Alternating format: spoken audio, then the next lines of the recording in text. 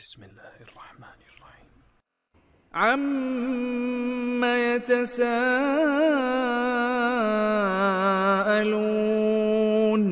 عن النبأ العظيم الذي هم فيه مختلفون كلا سيعلمون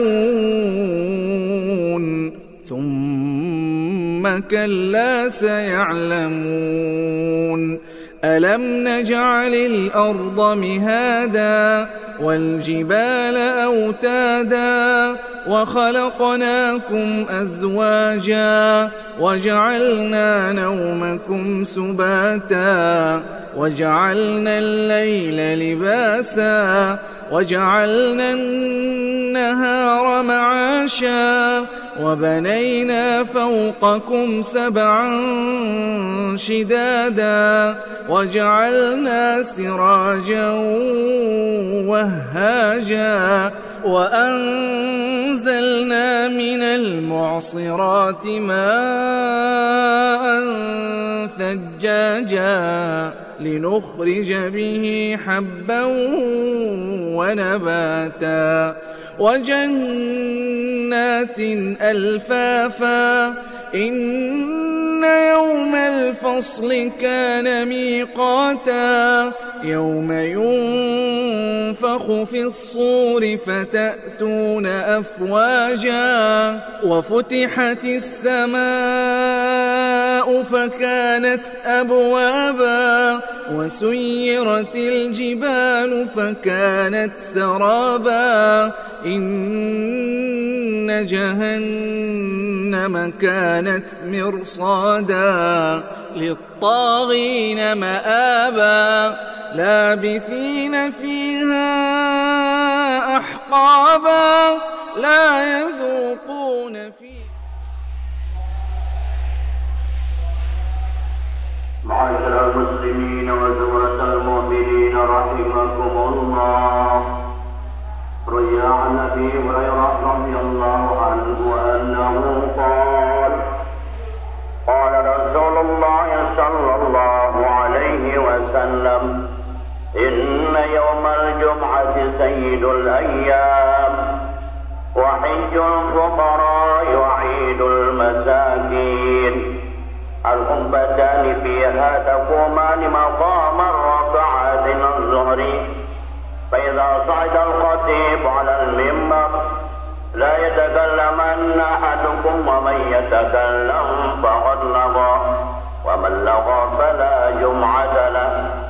أنصتوا واسمعوا وأطيعوا رحمكم الله. أنصتوا واسمعوا وأطيعوا لعلكم ترحمون.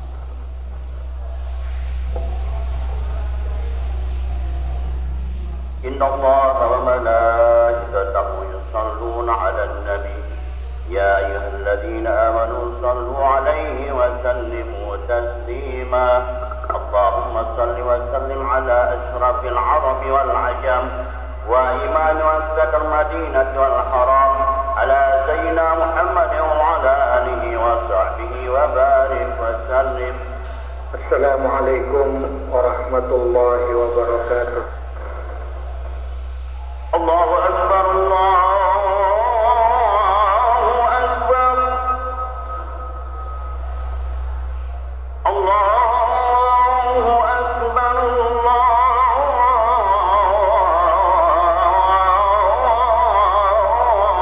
الله أكبر. أشهد أن لا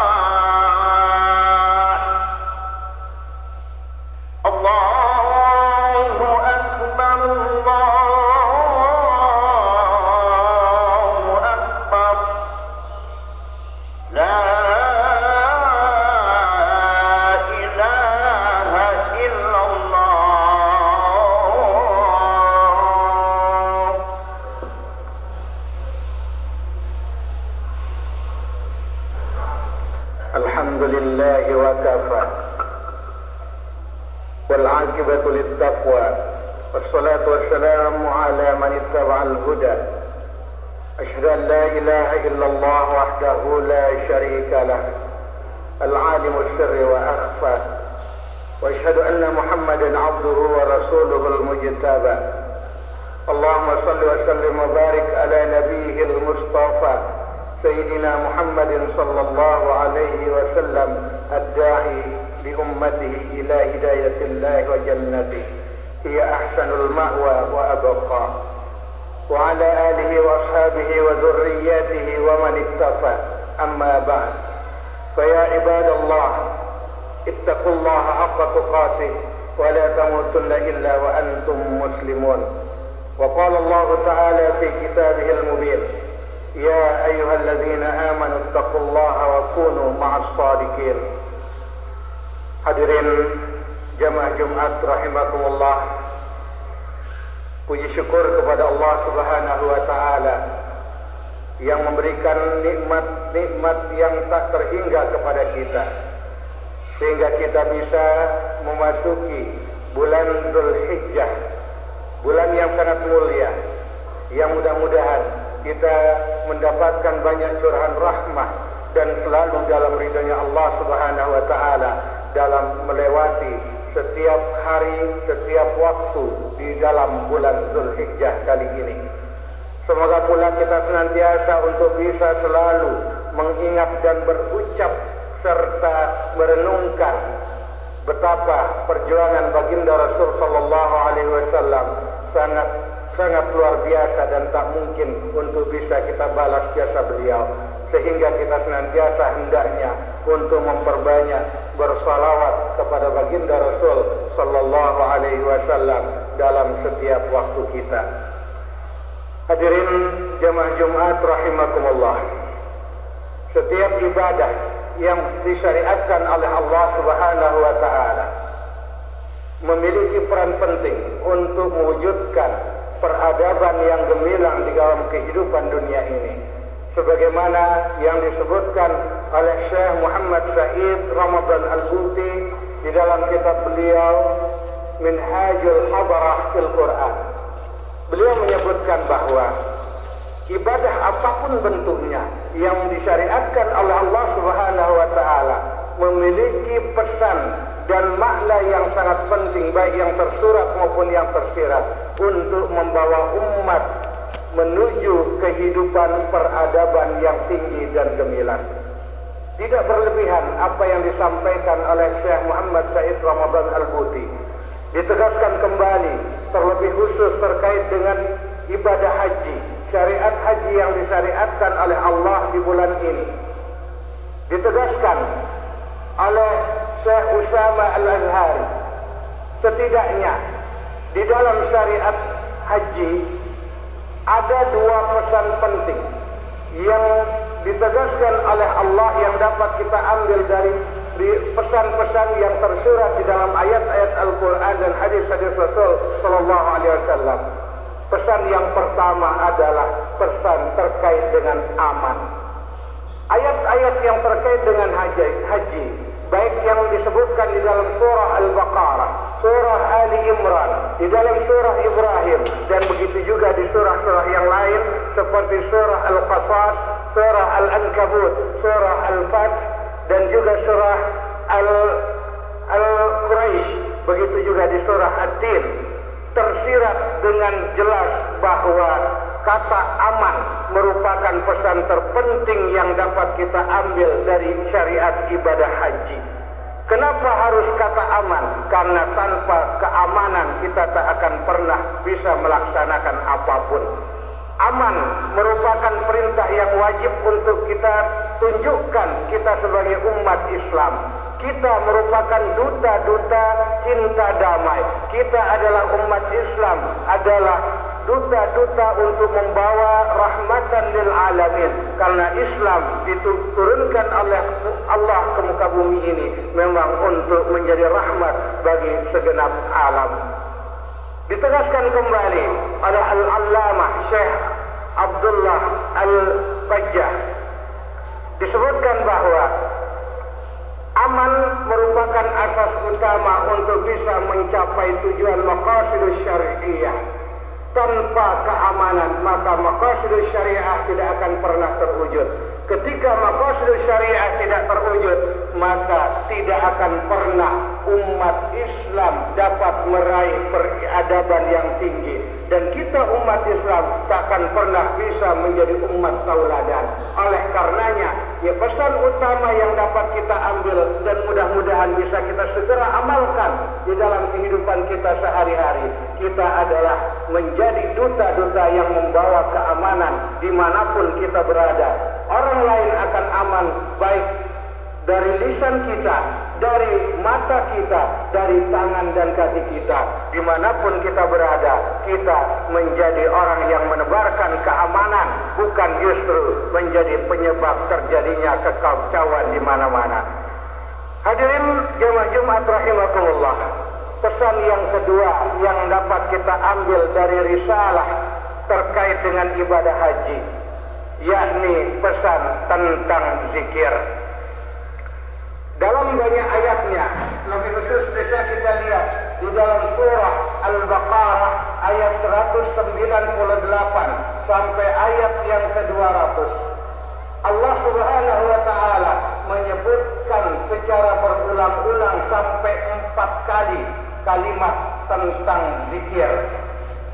Ini menandakan bahwa zikir merupakan hal yang sangat asasi, hal yang sangat fundamental untuk kita umat Islam. Setelah kata aman, kita harus benar-benar senantiasa dalam keadaan berzikir. Berzikir baik dengan lisan kita, berzikir dikala kita berdiri, berzikir dikala kita berjalan, dan berzikir dalam segala keadaan kita. Kenapa harus berzikir? Karena dengan berzikir kita akan bisa mensempurnakan pemikiran kita. Dengan memperbanyak berzikir kita akan bisa mudah melakukan observasi. Dengan memperbanyak berzikir kita akan menjadi penemu ilmu. Kita akan bisa melakukan perenungan dan penelitian yang pada akhirnya akan menghasilkan banyak teori-teori keilmuan di dalam kehidupan ini. Oleh karenanya ikhwan rahimakumullah, jemaah Jumat, kita perlu untuk merenung dan kemudian mensadarkan diri kita. Marilah melalui risalah haji yang disyariatkan oleh Allah Subhanahu wa taala, walaupun kita hari ini belum dipanggil oleh Allah untuk menghadap ke Makkah, kita masih berada di bumi pertiwi ini, tapi bukan berarti kita juga terlepas dari syariat ini, syariat haji ini. Kita yang masih berada di setiap tanah air kita perlu untuk menjadi duta keamanan dimanapun kita berada. Kita harus bisa menunjukkan sebagai seorang muslim, kita harus bisa menjadi rahmatan lil alamin dimanapun dan kapan saja kita berada. Dan untuk wujudkan hal itu, kita harus senantiasa memperbanyak zikrullah terhadap Allah Subhanahu wa ta'ala. Semoga kita semua menjadi hamba-hamba Allah yang senantiasa istiqamah di dalam ketaatan kepadanya dan dijadikan bersabar di dalam menjalankan ketaatan, bersabar dalam menjalani setiap ujian-ujian dari Allah, dan kita juga bisa bersabar untuk menjauhi setiap apa yang dilarang oleh Allah Subhanahu wa taala. Ja'alana Allah wa iyyakum minal faizin al-aminin wa adkhalana wa iyyakum fi zumrati ibadihi al-mu'minin. Barakallahu li wa lakum fil Qur'anil azim wa nafa'ani wa iyyakum bil ayati wa dzikril hakim. Innahu ta'ala jawadun karim. اللهم صل على سيدنا محمد اللهم صل على سيدنا محمد اللهم صل على سيدنا ونبينا وحبيبنا وشفينا المصطفى سيدنا مولانا. الحمد لله رب العالمين وبه نستعين على أمور الدنيا والدين. أشهد أن لا إله إلا الله وحده لا شريك له وأشهد أن محمدا عبده ورسوله. اللهم صل على سيدنا محمد وعلى آله وأصحابه أجمعين ومن تبعهم بإحسان إلى يوم الدين. أما بعد، فيا عباد الله، أوصيكم ونفسي بتقوى الله فقد فاز المتقون. وأحثكم على طاعته لعلكم ترحمون. قال الله تعالى في القرآن الكريم: يا أيها الناس اعبدوا ربكم الذي خلقكم والذين من قبلكم لعلكم تتقون. وقال رسول الله صلى الله عليه وسلم: اتقوا الله حيثما كنت واتبع السيئة الحسنة تمحها وخالق الناس بخلق حسن. صدق الله العظيم وصدق رسوله النبي الكريم، ونحن على ذلك من الشاهدين والشاكرين، والحمد لله رب العالمين. إن الله وملائكته يصلون على النبي يا أيها الذين آمنوا صلوا عليه وسلموا تسليما. اللهم اغفر للمسلمين والمسلمات والمؤمنين والمؤمنات الأحياء منهم والأموات، إنك سميع قريب مجيب الدعوات وقاضي الحاجات. ربنا لا تؤاخذنا إن نسينا أو أخطأنا، ربنا ولا تحمل علينا إصرا كما حملته على الذين من قبلنا، ربنا ولا تحملنا ما لا طاقة لنا به، واعف عنا واغفر لنا وارحمنا، أنت مولانا فانصرنا على القوم الكافرين. ربنا آتنا في الدنيا حسنة وفي الآخرة حسنة وقنا عذاب النار. عباد الله، إن الله يأمر بالعدل والإحسان وإيتاء ذي القربى وينهى عن الفحشاء والمنكر والبغي يعظكم لعلكم تذكرون. واذكروا الله العظيم يذكركم واشكروه على نعمه يزدكم